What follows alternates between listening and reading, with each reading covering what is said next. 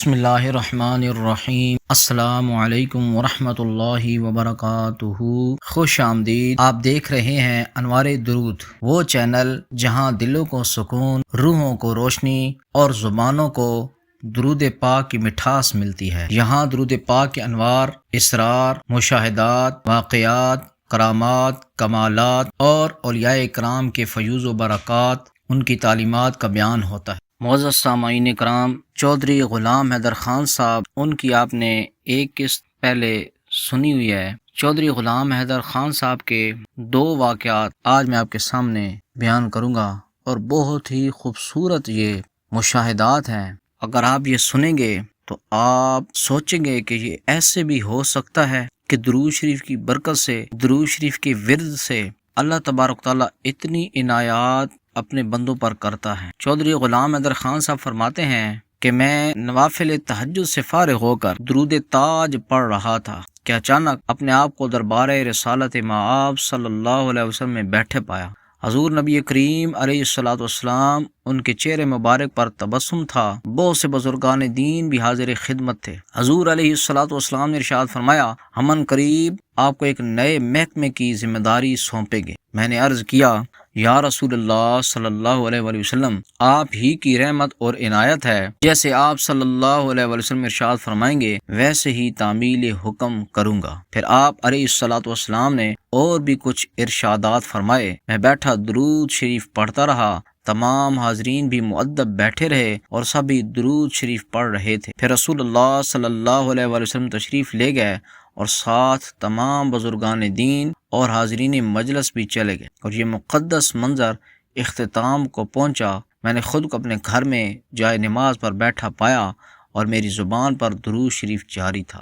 چودھری غلام حیدر خان صاحب فرماتے ہیں، ایک رات میں تیزی سے پرواز کرتا ہوا حضور علیہ السلام کی تلاش میں ہندوستان سے عرب جا رہا تھا۔ مدینہ طیبہ، مکہ مکرمہ اور دیگر شہروں میں تلاش کر لیا، لیکن آپ علیہ السلام کہیں نہ ملے۔ اتنے میں حالت پرواز میں مجھے کسی نے آواز دی تو میری پرواز سست پڑ گئی اور میں ایک پہاڑ کے دامن میں اتر گیا۔ دیکھا تو ایک پروقار باروب شخص کھڑے ہیں اور مجھے دیکھ کر مسکرا رہے ہیں۔ میں نے سلام عرض کیا تو انہوں نے جواب دے کر فرمایا کہ نبی اکرم صلی اللہ علیہ وآلہ وسلم یہیں پہاڑ کے دامن میں صحابہ اکرام رضوان اللہ علیہم اجمعین کے ساتھ موجود ہیں اور آپ ان کو تلاش کر رہے ہیں۔ میں درود شریف پڑھتے پڑھتے حضور علیہ السلام کی خدمت میں حاضر ہوا۔ آپ صلی اللہ علیہ وآلہ وسلم نے اپنا دست مبارک بڑھایا، جس سے میں نے دونوں ہاتھوں سے تھام لیا اور جھک کر بوسہ دیا، سبحان اللہ، اور پھر قدمین شریفین میں سر رکھ دیا، آئے ہائے، سبحان اللہ، سبحان اللہ۔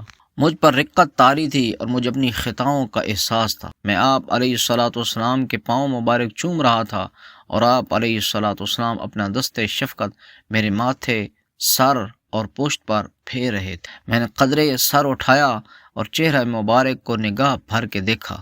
حضور نبی کریم علیہ السلام مسکرائے اور فرمایا کہ ہم دیکھ رہے تھے غلام حیدر بڑی دیر سے ہماری جستجو میں ہے، کبھی کسی جگہ اور کبھی کسی گوشے میں ہمیں تلاش کر رہا ہے۔ بالآخر ہم نے حضرت علی کرم اللہ وجہ الکریم سے کہا، جائیں اور غلام حیدر کو جلدی سے ہمارے پاس لے کر آئیں، وہ بڑی بے تابی سے ہمیں ڈھونڈ رہا ہے۔ میں نے دائیں جانب دیکھا تو مولا کل کائنات حضرت علی کرم اللہ وجہ الکریم بھی مسکرا دیے۔